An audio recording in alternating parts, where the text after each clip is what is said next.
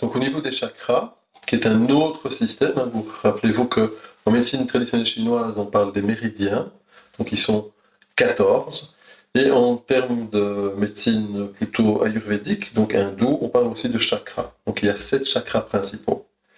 Les 7 chakras principaux se situent du chakra de base, qui se situe entre les parties génitales en réalité, au second chakra qui est à peu près 10-12 cm en dessous du nombril, le troisième chakra qui se trouve exactement au niveau du plexus solaire, chakra du cœur au niveau du cœur, chakra de la gorge, qui est le 5e, le 6e chakra est au niveau du front, et le 7e chakra, le chakra de la couronne, se trouve donc sur la tête.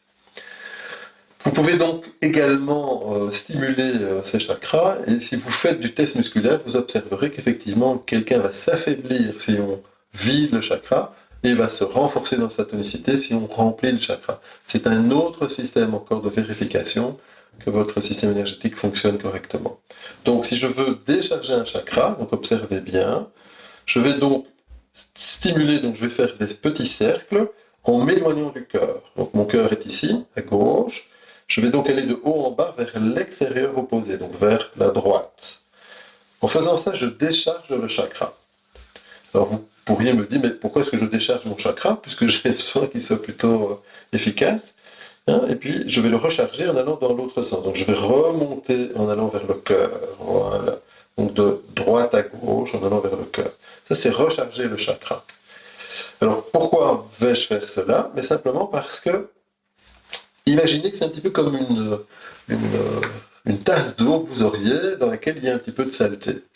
Si vous ne videz pas ce chakra, donc si vous n'éliminez pas ce qu'il reste d'énergie, eh bien, vous risquez de remettre de l'eau, mais dans un bol qui est sale. Si vous mettez de l'eau dans un bol qui est sale, l'eau sera peut-être un peu moins sale, puisqu'il y aura plus de fraîche, mais elle restera néanmoins sale. Donc on vide d'abord le chakra, et puis on le recharge correctement.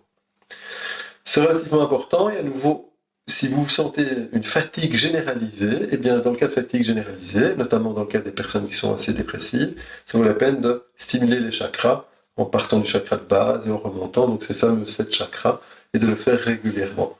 Peut-être même quelquefois plusieurs fois par jour, en sachant que ça prend joyeusement 1 minute et demie à faire.